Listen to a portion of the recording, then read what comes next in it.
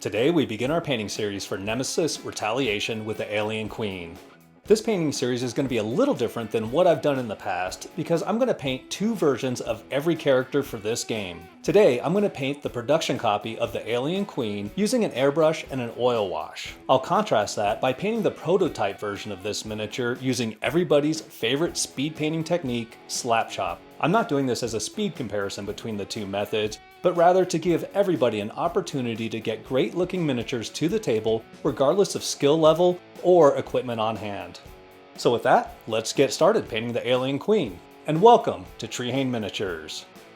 Painting two versions of each miniature for this game is only possible because I was able to get my hands on some prototype miniatures. And for this, I'd like to thank Brian Greer over at the Game Brigade YouTube channel for hooking me up with these miniatures after he was finished using them for game coverage. He also made it possible for me to paint up some Dragon Eclipse prototype miniatures and made it possible for me to do the Grim Coven miniature showcase. I'm going to provide a link to his channel at the end of this video so that you can check out his quality board game coverage. He often covers the exact type of board games that we paint here on this channel, so there is more than likely something there for you to enjoy. I'm sure he'd appreciate your support. I begin with a matte black primer, and this time I'm choosing Colorforge matte black instead of my usual Rust-Oleum.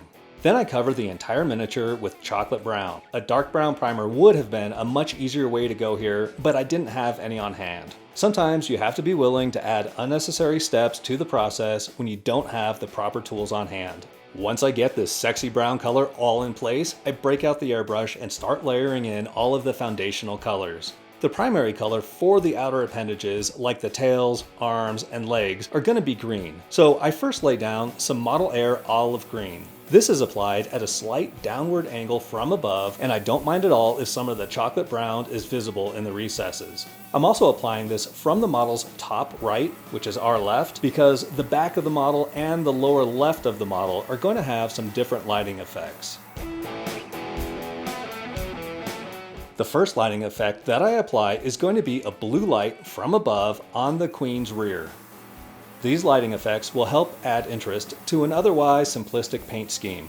And it also helps speed up the painting of the miniature, as these lighting effects illuminate all features of the area that they affect, so the model's details don't have to be painted individually.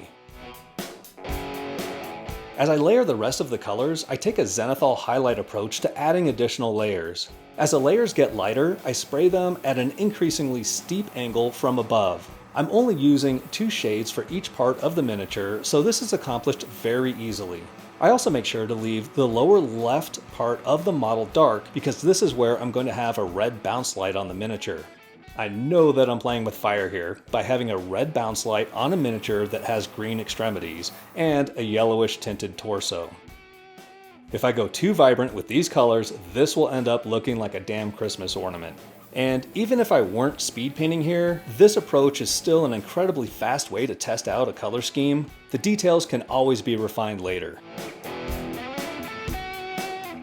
Next, I use a violet oil wash to add some separation and increased depth of shadow to the various features of the model. I'm not really waiting for the oil wash to set up too much since I mostly just want it to appear as a shadow in the recesses and help break up the colors of the miniature. On organic creatures like this, any slight overspray from the airbrush to surrounding areas will simply add to the natural look of a living being. The oil wash is used to add some contrast to the smoothly airbrushed colors. I remove the excess oil wash by lightly dragging a makeup sponge over the raised surfaces of the miniature. I don't like to seal the acrylic paint with varnish before this step. I'm too lazy to seal the acrylic paint before this step, so I know that I need to be gentle with the sponge. From a purely speed painting standpoint, you could call this done. It's basically a base coat and shade style of speed painting that took about 20 to 30 minutes, including flushing the airbrush between colors. Super simple. But since this is a main character, I'm continuing by adding in one additional color in the form of dark jade and refining the highlights over the entire model. The dark jade is only being added to the pointy bits surrounding the face and head, and I'll add it to the gauntlets on the forearms. Mostly, this is being done to help frame the face and draw the viewer's attention there. I'm not sure how necessary this is since the character has a pretty boring and featureless face, but I figure that the model could use some additional color regardless. I'm taking a very simplistic approach to highlighting this miniature. I simply take the brightest color that I airbrushed on each part of the miniature and add some ice yellow to it. We finished off the airbrush work with some pretty light colors for each section of the miniature, so all we have to do now is add that final shimmer of light. For most features, this mix of the bright color mixed with a little ice yellow will be as far as we go with the brightness. But for some characteristics, like the skin and the jade accent pieces, I'll go all the way up to pure ice yellow for the highlights. These are the particular parts of the model that I want to stand out more than the others. Some areas, like the light green, I felt could use some touching up before jumping straight into the highlight mix. The whole time that I'm applying highlights, I'm cognizant of the direction of the light source. Since I want the natural ambient light to be coming from the model's upper right side, I make sure to place my brightest highlights facing that direction. This means that I usually draw my strokes toward the light source. Since more paint is deposited at the end of the stroke, these light colors will appear brighter where I finish the stroke. I don't obsess over this as if it's an absolute rule, but I do use it as a guiding principle. I also like to apply these final highlights with a series of short lines and stippling to really sell the idea that light is interacting with the surface of the creature's skin. Even though the airbrush saved us a ton of time, highlighting the miniature like this is still the most time-consuming part of the paint-up.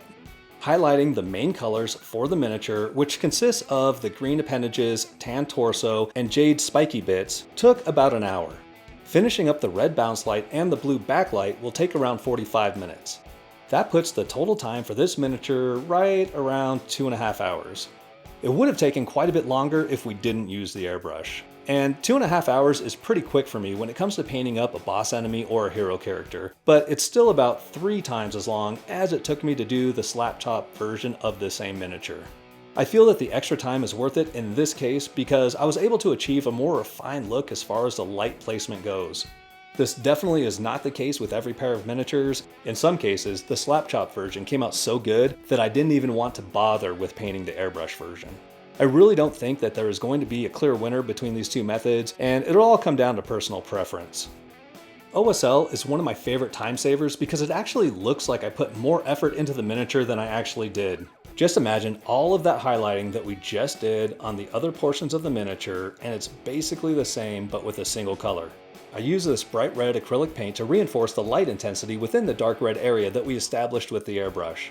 The light represented here should appear more harsh and dramatic than the naturally lit attributes, so there is less need for smooth transitions, further increasing the speed over this section of the model.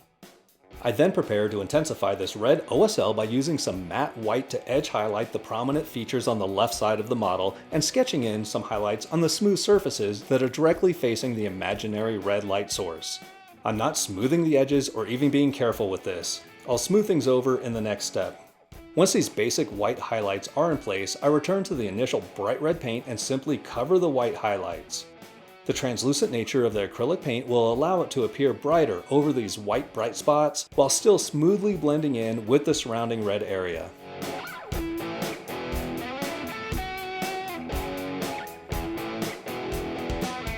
The blue OSL on the back is even easier. Most of the work has been done with the airbrush. Now I just have to sketch in some white highlights and then glaze it over with a dark blue paint that's thinned with water. I'm even less careful on the back side of the miniature. I often shortcut the rear of the miniature because, let's be honest, the back of the miniature doesn't appear in a thumbnail. I've also never had a friend closely inspect the back side of one of my miniatures. No one cares. Speed painting isn't always just about painting every aspect of a model quickly. Sometimes it's about deciding where I'm willing to cut corners to speed up the process. This provides me with the satisfaction of painting at least a small part of the model well while still getting the job done fast. Before the final reveal, I'd like to thank our amazing channel members.